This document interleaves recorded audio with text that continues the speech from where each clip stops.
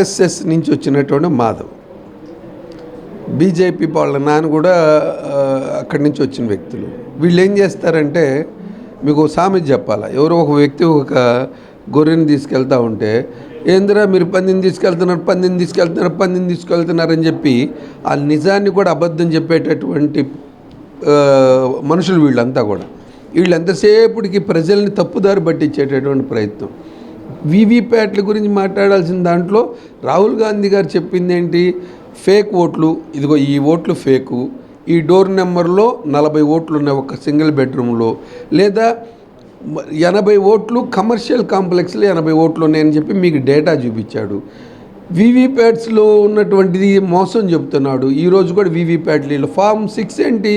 కొత్త ఓటర్స్ అంటే 70 ఏళ్ళోళ్ళు, 80 ఏళ్ళోళ్ళు, 90 ఏళ్ళోళ్ళు. మాధవ్ గారు చెప్తే నేర్చుకోవాలి మేము. మీరు రండి, ఫామ్ 6 గురించి అబ్రివేషన్ చెబుతారు కానీ మాధవ్ గారు. ఫామ్ 6 అంటే 19 ఏళ్ళు, 18 ఏళ్ళు, 20 ఏళ్ళోళ్ళు ఫామ్ 6కి వస్తారు.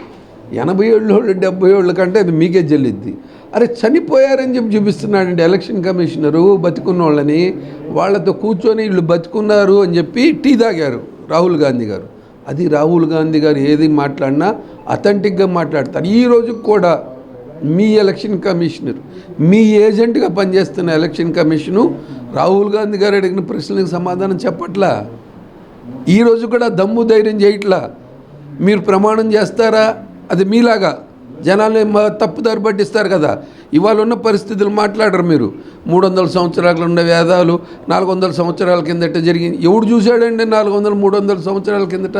ఇవాళ ప్రజలకు కావాల్సింది ఏంటి? సంక్షేమం, అభివృద్ధి, సమాజ అభివృద్ధి, ఇది కావాలి. కానీ ఎంతసేపటికి గతంలో చూపించుకొని రాష్ట్రాలని, ప్రజల్ని కులాల పేరు మీద, మతాల పేరు మీద ఘర్షణలు పెట్టించి వాళ్ళని చంపుకుంటారు. మీ పిల్లలు, మీ వాళ్ళంతా మొత్తం ఫారెన్లో చదువుకోవాలా, ఇక్కడ పిల్లలు మాత్రం ఇదిగో ఇక్కడే ఉండి బతకాలా, ఇదిగో ఈ కూలి పని చేసుకొని బతకాలా, ఈ మట్టి పని చేసుకొని బతకాలా. ఎన్ని రోజులు మోసం చేస్తారు? ఒకరోజు చైతన్యం వచ్చింది. చైతన్యం వచ్చినప్పుడు విప్లవ సినిమాలు చూసే ఉంటారు. ఆ రోజు మున్సభలు, కరణాలు ఉన్నప్పుడు ఎదురు తిరిగినటువంటి ప్రజా ఆగ్రహానికి గురవుతారు. తప్పకుండా ప్రజలు ఇంకెంతో కాలం లేదు, ప్రతిదానికి ఒక ఎక్స్పైరీ డేట్ వచ్చింది. ఇవాళ నరేంద్ర మోడీ గారికి ఎక్స్పైరీ డేట్ వచ్చేసింది.